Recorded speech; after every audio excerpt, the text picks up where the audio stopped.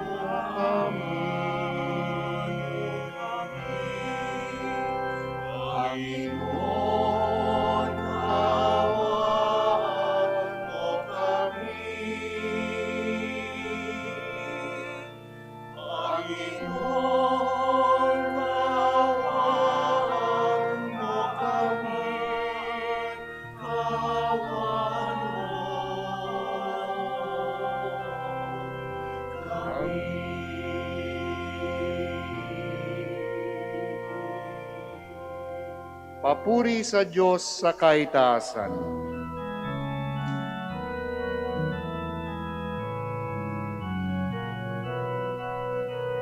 Papuri sa Diyos sa kaitaasan at sa lupa'y kapayapaan sa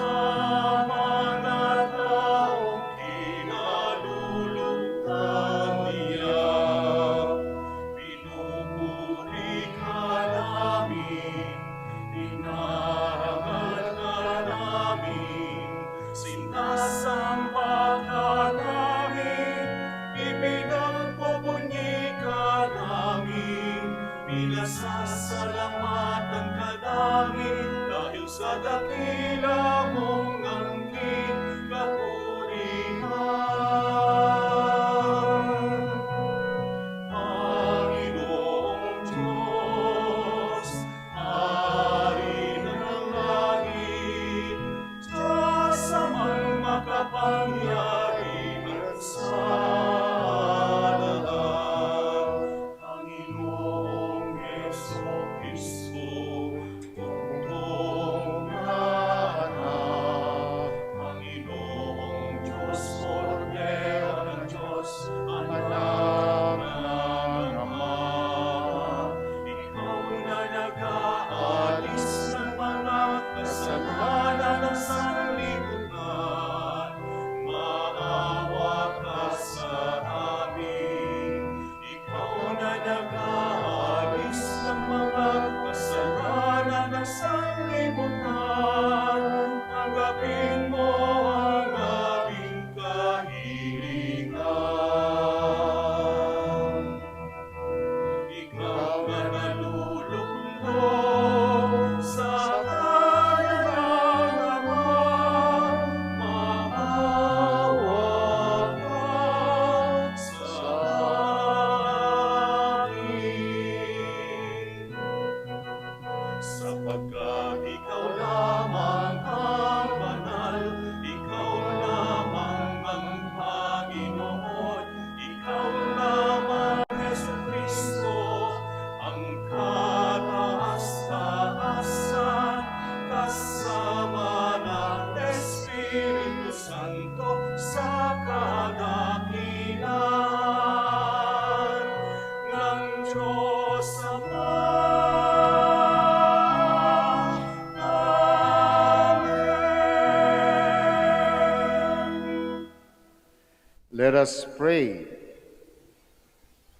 O God, who on this day revealed your only begotten Son to the nations by the guidance of a star, grant in your mercy that we who know you already by faith may be brought to behold the beauty of your sublime glory through our Lord Jesus Christ, your Son, who lives and reigns with you in the unity of the Holy Spirit, one God, forever and ever. Amen. Please be seated. The prophet Isaiah foresees the day when a God will be worshipped, not only by the Israelites whom he will gather from dispersion, but also by pagan nations. The Magi represents the Gentile outsiders who come to the Lord's light. A reading from the book of the prophet Isaiah. Rise up in splendor, Jerusalem. Your light has come. The glory of the Lord shines upon you.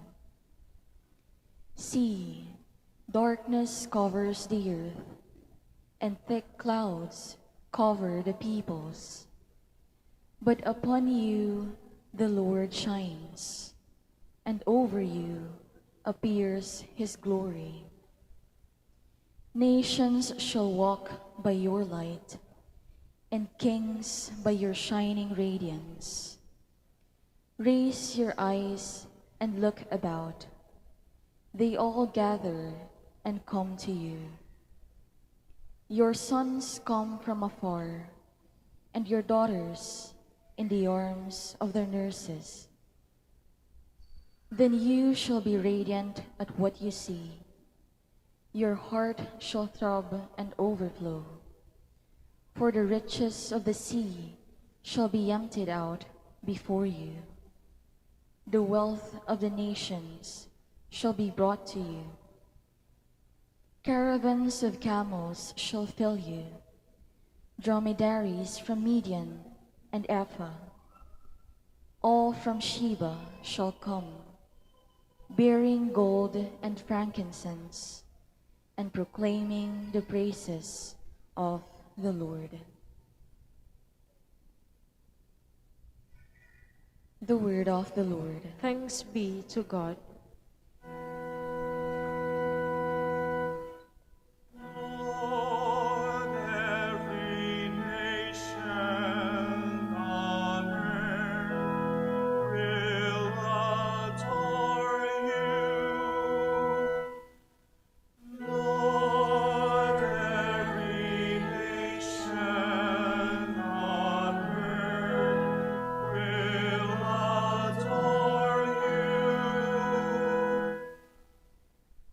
God, with your judgment endow the king, and with your justice the king's son. He shall govern your people with justice, and your afflicted ones with judgment. Lord, every nation on earth will adore you. Justice shall flower in his days, and profound peace till the moon be no more. May he rule from sea to sea, and from the river to the ends of the earth. Lord, every nation on earth will adore you. The kings of Tarshish and the isles shall offer gifts. The kings of Arabia and Seba shall bring tribute. All kings shall pay him homage. All nations shall serve him. Lord, every nation on earth will adore you. For he shall rescue the poor when he cries out, and the afflicted when he has no one to help him. He shall have pity for the lowly and the poor.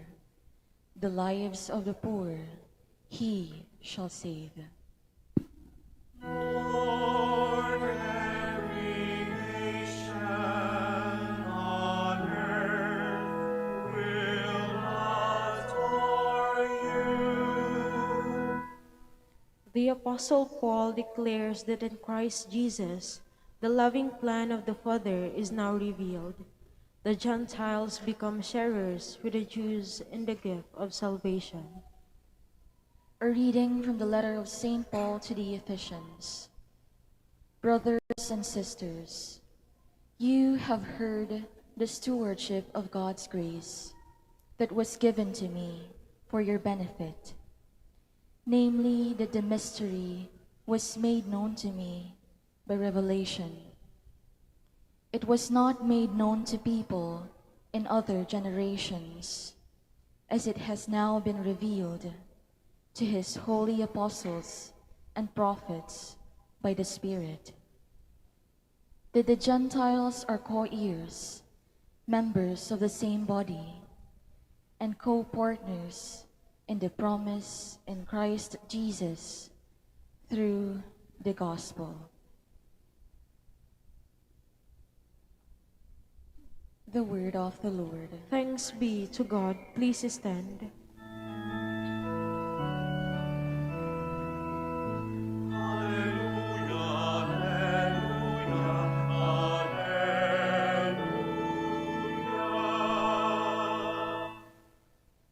We saw his star at its rising and have come to do him homage.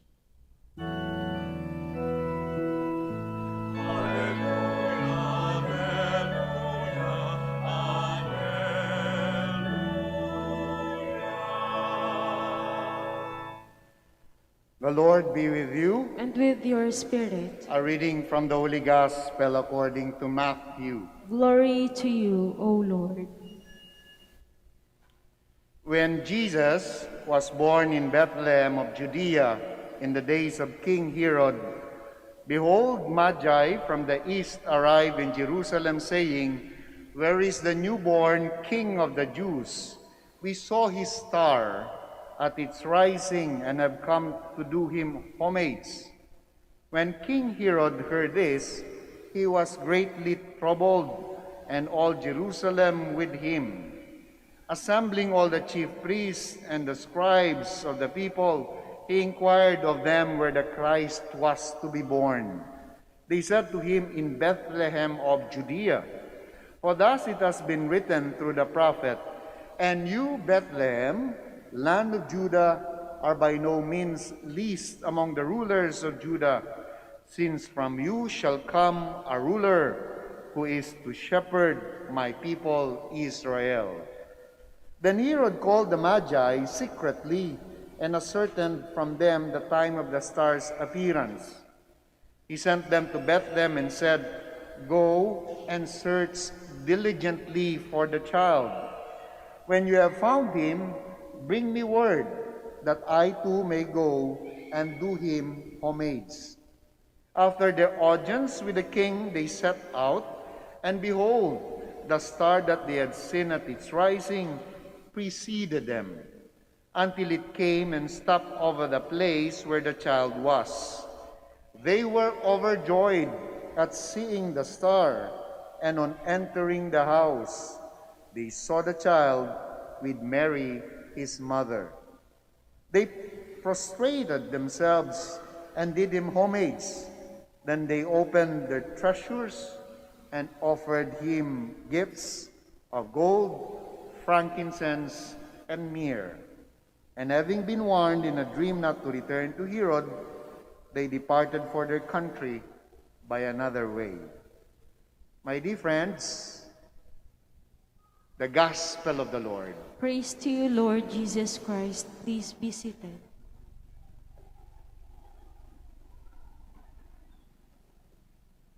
Una sa mga inaanak dito, ito po yung huling araw. In fact, this is the day na dapat singilin ninyo yung mga ninong at ninang ninyo.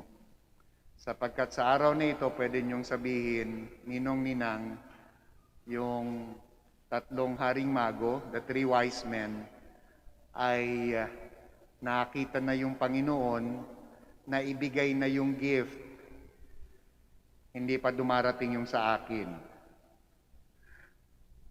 Sana all. Well, yung salitang sana all na yan ay isa rin sa napaka-meaningful sa pinagdiriwang natin sa araw na ito, because when the Lord manifested Himself to the Magi's, to the three kings coming from the east who journeyed just to find Him and to search for Him and then to give Him homage and bring Him the gifts. When the Lord showed Himself to them, it signaled a very important event sa buhay natin, lalo-lalo na tayo na hindi mga Hudyo, sapagkat it shows that salvation o yung pagdating ng Panginoon, yung pagiging Emmanuel niya, yung God with us, yung us na yon ay kasama tayo. On that day, it's symbolized in a very concrete way that our Lord is the Lord of all. And it's not just the Lord of all. Diba yung sana all na sinasabi natin, madalas dinudugtungan ko ng salitang all the time. Sana all, but sana all the time.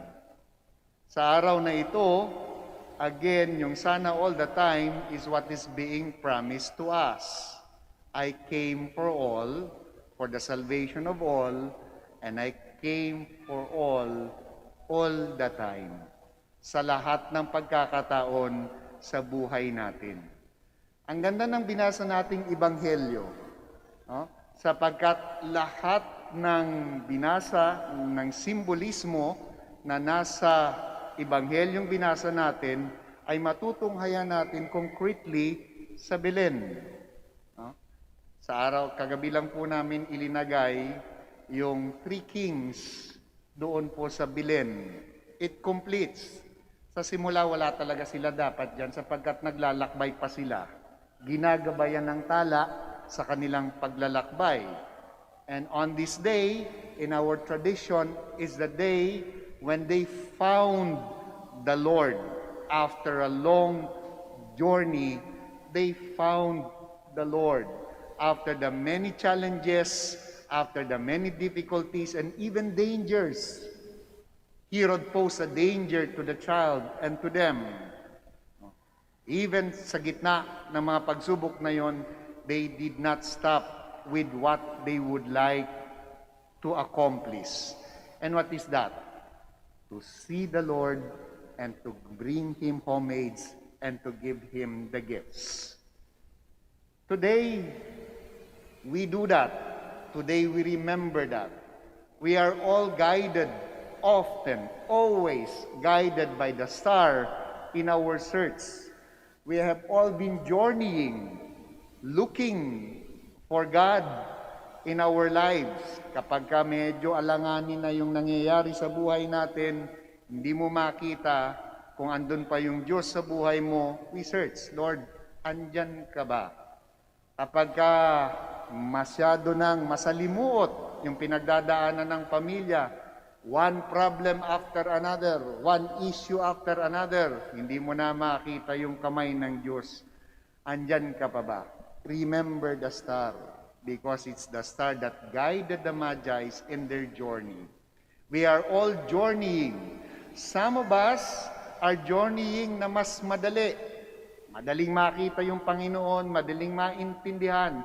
But there are some of us na sa kahirapan ng buhay, sa katindihan ng mga pinagdadaanan, hindi na makita ang labo-labo na at hindi na nila makita ang anino man ng Diyos. But remember, the three kings journeyed and they were preceded by the star. It kept their desire burning to see the Lord. And hopefully all throughout nitong nakaraang taon at itong darating na taon natin, ganun pa rin yung maalala natin. Sa gitna ng kadiliman, there is a star that guides us that will always point to the child, Jesus. Ang ganda, no? Kasi it's all about the child. Kahapon, yung motherhood ni Mary, we celebrating yung pagiging nanay ni Maria, but Mary is telling, it's not just about me. It's actually more about the child that I carried in my womb. The three kings, in their journey, they brought gifts. They journeyed. The difficulties that they were going through habang naghahanap sa kadiliman, searching and searching and searching. Para sa ano yun? It's all about the child, Jesus. Pagkatapos nito, baptism. Pagkatapos ng baptism, celebrate natin yung Santo Niño. It's all about the child. Kaya nga, di ba yung kanta, what child is this? Anong bata ito na nakaikot lahat ng isipan, ng puso, ng panalangin ng lahat ng tao? What child is this? Because this is a child that will give us the salvation, that will continue to strengthen us no matter what. Dear friends, anong dala niyong gift sa araw na ito? Di po para sa akin, kundi para sa bata. No? And the child is asking from us the commitment na hindi tayo bibitaw. And the child is asking from all of us the commitment na hindi natin bibitawan ng kapwa natin. And the child is asking us the commitment na hindi natin bibitawan yung pagtingin sa tala that points to Him. Today, as we celebrate the Epiphany, it reminds us that we are all included in the plan of God. Kasama ka sa plano ng Diyos. Some are having difficulty. Doon tayo papasok. Huwag bibitawan ng kapwa na nahihirapang makita yung kamay ng Diyos sa buhay. Huwag bibitawan ang mga tao na mas nangangailangan. Huwag bibitawan yung mga sa ngayon ay nasa kadiliman pa rin. Huwag bibitawan yung mga tao na naghahanap pa rin ng solusyon sa kanilang buhay. Huwag bibitawan yung mga tao na patuloy na sinasalanta ng lahat ng bagyo na dumadaan sa buhay nila. Kay Odette man yan na pangalan o kung anumang mga pinagdadaanan na bagyo sa buhay. That is what the child is asking from us. The commitment na wag bibitaw sa kanya at wag bibitawan ang kapwa-tao. That is the gift that the Lord is asking from all of us. Of course, the three kings brought gold, frankincense, and myrrh. But on this day, more importantly, Jesus, the child, is asking us to commit ourselves to Him and to one another. Pasko, di ba? Meron tayo doon sa awitin, sana araw-araw ay Pasko pa rin. And how do we do that? By always committing ourselves to the child and to one another. Bakit ganun yun? Bakit parang pamilyar? Sapagkat those are the two greatest commandments. To love God above all things with your whole heart and with your whole soul, and to love your neighbor in the same manner. Ganda, no? Today, the Magi found the child. Our prayer today is that we continue to search and to find and to share the child sa pang-araw-araw na buhay natin. Kapag ganon, araw-araw ay Pasko. Kindly all stand. I believe in one God, the Father Almighty, maker of heaven and earth, of all things visible and invisible. I believe in one Lord Jesus Christ, the only begotten Son of God, born of the Father before all ages, God from God, light from light, true God from true God, begotten not made, consubstantial with the Father. Through Him all things were made. For as men and for our salvation, He came down from heaven, and by the Holy Spirit was incarnate of the Virgin Mary, and became man. For our sake He was crucified under Pontius Pilate. He suffered death and was buried, and rose again on the third day, in accordance with the Scriptures. He ascended into heaven, and is seated at the right hand of the Father. He will come again in glory to judge the living and the dead, and His kingdom will have no end. I believe in the Holy Spirit, the Lord, the giver of life, who proceeds from the Father and the Son, who with the Father and the Son is adored and glorified, who has spoken through the prophets. I believe in one holy, Catholic, and Apostolic Church. I confess one baptism for the forgiveness of sins, and I look forward to the resurrection of the dead and the life of the world to come. Amen. In Christ Jesus, all became children of the Father and heirs of salvation. Let us pray to the Father that we may be made worthy of this great gift, and full of confidence we pray, Lord, our light and salvation, listen to our prayer. Lord, our light and salvation, listen to our prayer. For church leaders and missionaries, may they draw into the mystical body of Christ the rich diversity of gifts and peoples and culture, we pray. Lord, our light and salvation, listen to our prayer. For those who hold public office and those who aspire to serve our country, may the light of Jesus purify their intentions in serving the people, we pray. Lord, our light and salvation, listen to our prayer. For those who are sick, the handicapped, the elderly, and those who mourn for the loss of their loved ones, may they be comforted by the light of God's loving presence, manifest in their families, friends, and communities, we pray. Lord, our light and salvation, listen to our prayer. For our beloved dead, may they be forgiven of their sins and be welcomed into God's eternal kingdom, we pray. We also pray in a very special way for all the devotees of Our Lady of the Rosary of Manaoag, for their well-being, for their health, and for their safety. We pray to the Lord.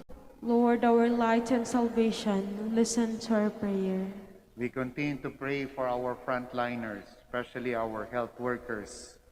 We pray especially for the guidance and enlightenment of our leaders, both in the church and in the government. We pray to the Lord. Lord, our light and salvation, listen to our prayer.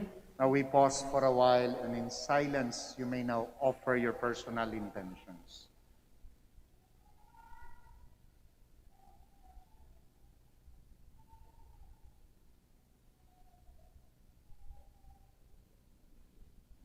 Heavenly Father, listen to your children as we glorify your Son, the light of the world. May his presence shine within us so that we may be guided through the pathways of life and be united with you in the glory of heaven through Christ our Lord. Amen. Please be seated.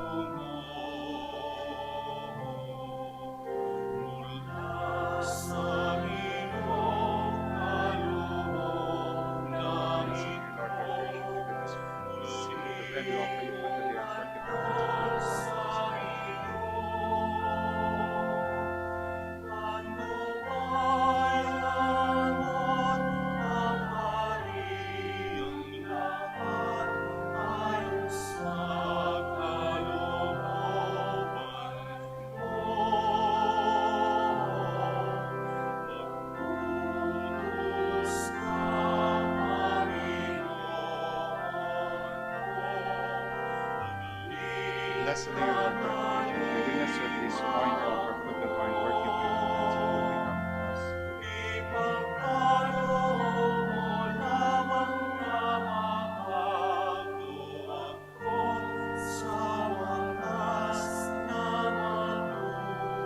us.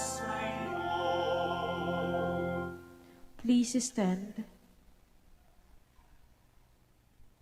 Pray, my dear friends, that my sacrifice and yours may be acceptable to God the Almighty Father.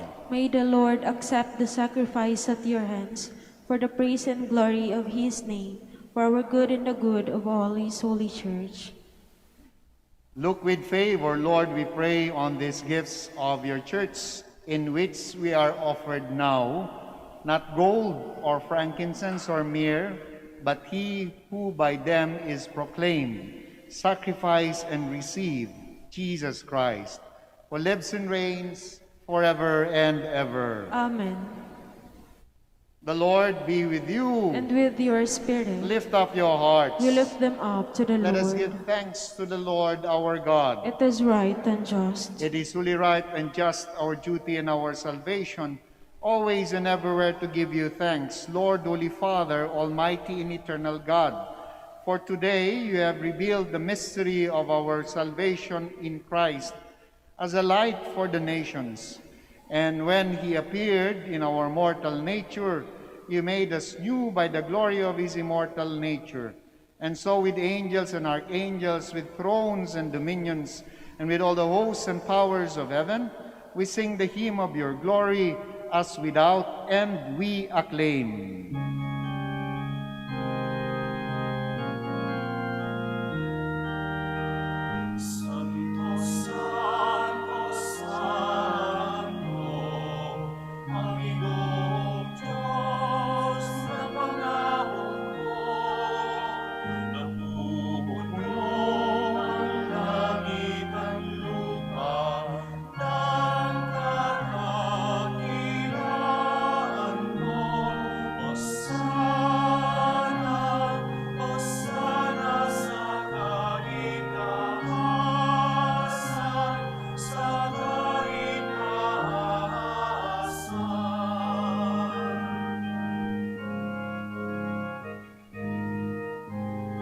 pinagpalang na pag-ibig mo sa ngalan ng Panginoon. Hosana, Hosana sa kaitaasan, sa kaitaasan, sa kaitaasan. Please kneel.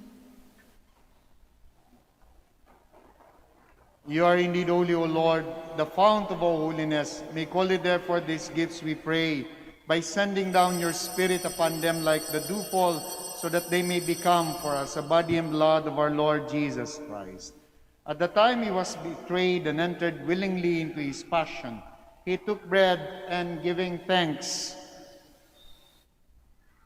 and gave it to his disciples, saying, "Take these, all of you, and eat of it, for this is my body, which will be given up for you."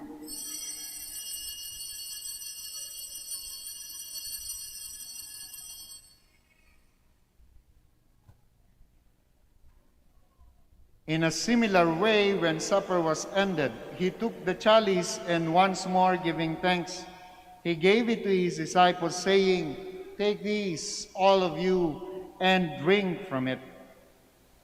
For this is a chalice of my blood, the blood of the new and eternal covenant, which will be poured out for you and for many for the forgiveness of sins.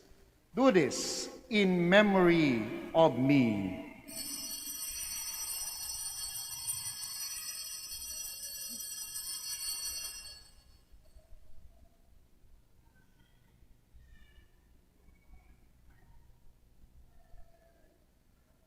The mystery of faith. When we eat this bread and drink this cup, we proclaim your death, O Lord, until you come again. Therefore, as we celebrate the memorial of his death and resurrection, we offer you, Lord, the bread of life and the chalice of salvation, giving thanks that you have held us worthy to be in your presence and minister to you. Humbly we pray that, partaking of the body and blood of Christ, we may be gathered into one by the Holy Spirit. Remember, Lord, your church spread throughout the world, and bring her to the fullness of charity, together with Francis, our Pope, Socrates, our Archbishop, Fidelis, our Auxiliary Bishop, Gerard, the Master of the Order of Preachers, and all the clergy. Remember also our brothers and sisters who have fallen asleep in the hope of the resurrection, and all who have died in your mercy. Welcome them into the light of your face. Have mercy on us all, we pray, that with the Blessed Virgin Mary, Mother of God, with the blessed apostles and all the saints who have pleased you throughout the ages, we may merit to be co-heirs to eternal life, and may praise and glorify you through your Son, Jesus Christ.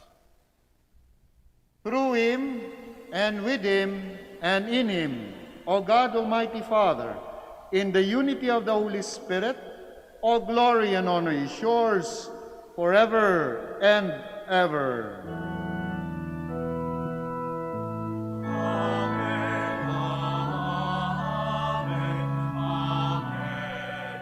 amen. Please stand.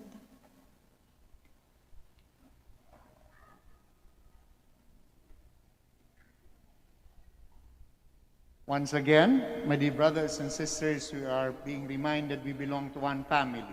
Lahat tayo magkakapatid sapagkat meron tayong iisang Ama na nasa langit na nagbigay sa atin ng pahintulot na tawagin siyang Ama.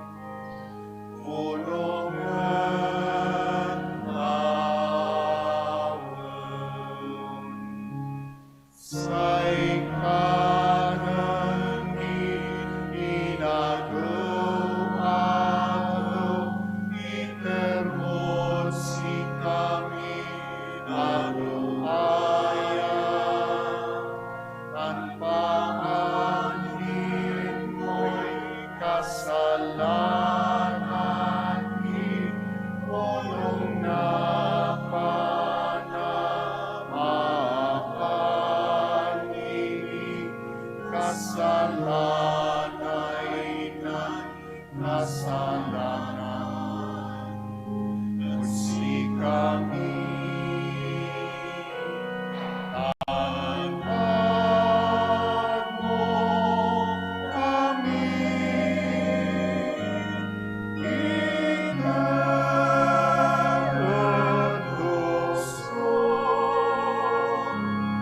kinapan mo kami.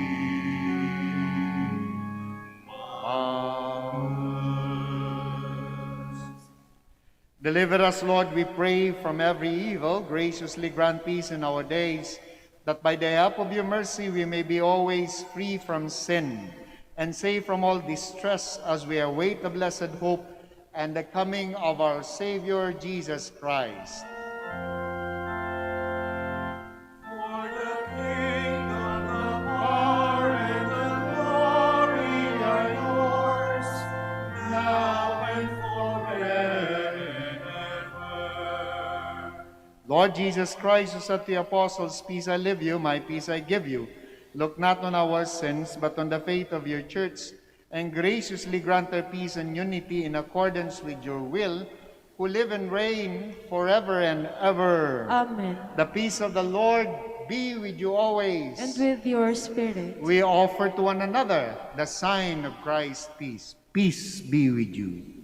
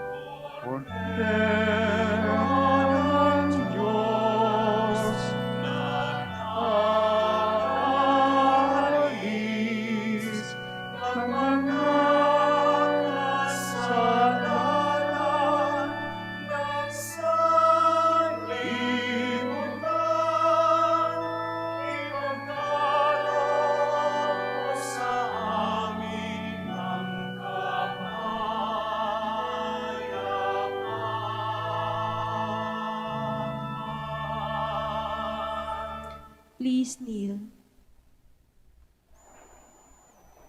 My dear friends, my dear brothers and sisters, behold our Lord Jesus Christ, our healer, the Lamb of God. Behold him who takes away the sins of the world. Blessed are those called to the supper of the Lamb. Lord, I am not worthy that you should enter under my roof, but only say the word, and my soul shall be healed.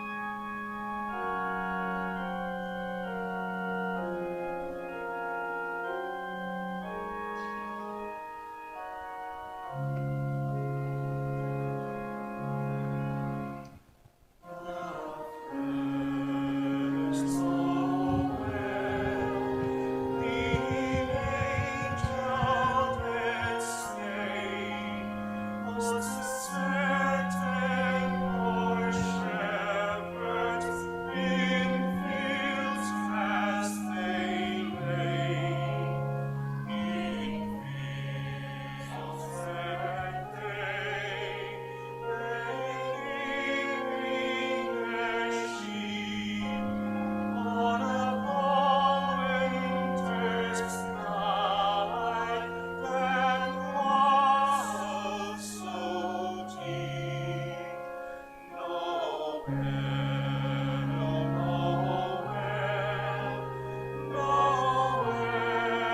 Noel,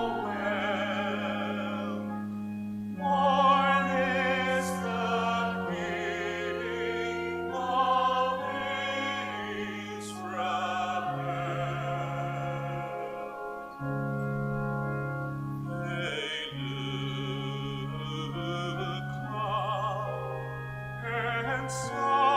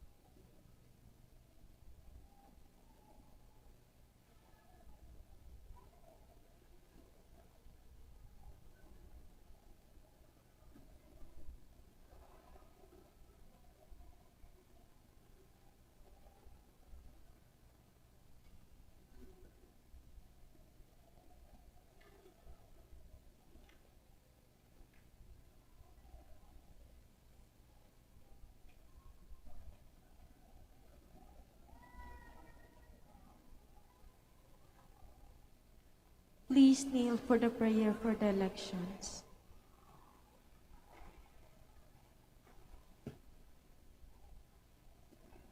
Let us pray that the forthcoming elections may truly reflect the will of the Lord who guides the destinies of nations. Let us pray together, deliver us, Lord, Deliver us, Lord, from from coercion, violence, and terrorism, deliver us, Lord, from dishonesty, lies, and all distortion of truth, deliver us, Lord, from bribery, graft, and all conspiracy for fraud, deliver us, Lord, from threats, intimidation, and perverse language. deliver us, Lord. Let us pray together, hear us, Lord, Hear us, Lord, that conscience may always be our ultimate norm, hear us, Lord, that a common good may always be our highest goal, hear us, Lord, that humanity may always be respected at all times, hear us, Lord, that the poor and the weak may always have the priority, hear us, Lord, that genuine fear of God and love of neighbors may guide those who seek public office. hear us, Lord. Let us pray, Shepherd of souls and Savior of the nations, politics is your gift to us, a call to serve others.